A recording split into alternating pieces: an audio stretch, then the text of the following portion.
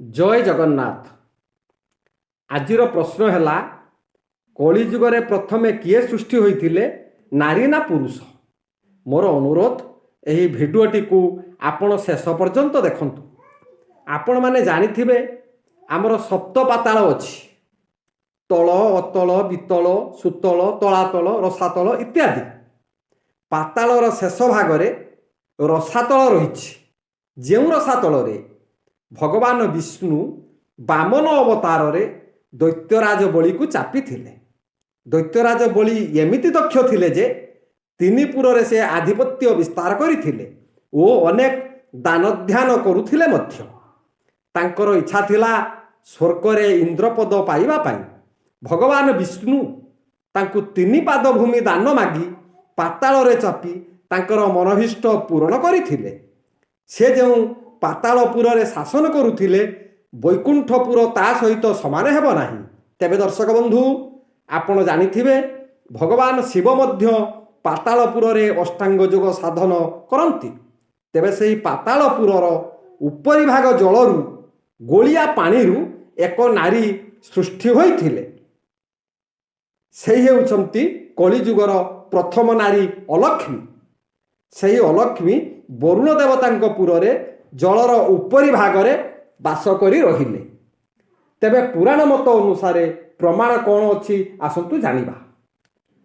जेतेबेले देवासुरंक मध्यरे समुद्र मंथन होइथिला सेतेबेले सेई मंथनरू सागर संभूता माँ परम लक्ष्मी बाहरी थिले एवं वरुण देवता नारायणक सहित विवाह कराइथिले।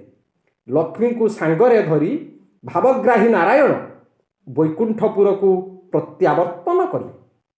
सही दिन ठारू वैकुंठपुर रे लक्ष्मी देवी रहिबे।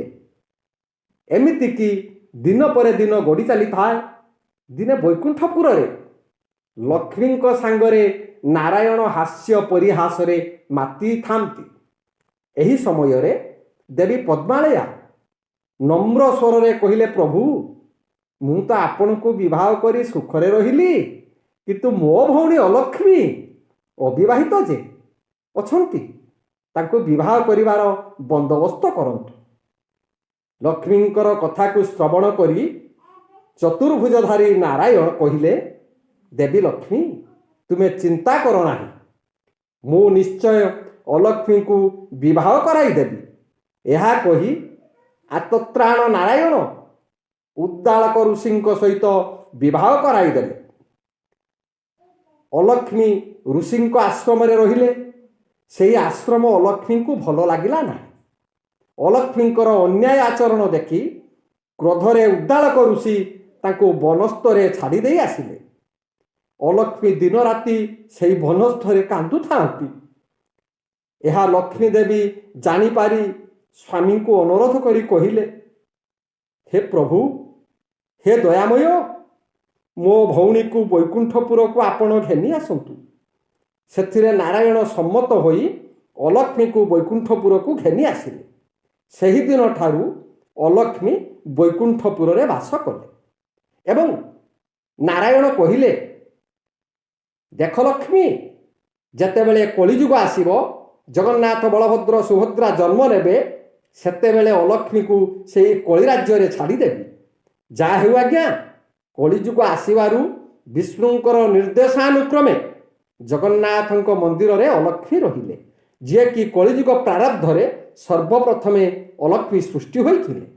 जगन्नाथंक रत्न सिंहासन तले अलक्ष्मी बसति स्थापन कले, जहा फल जगन्नाथ बलभद्र को 12 वर्ष अनाहार रे रहिबा को पड़िथिला।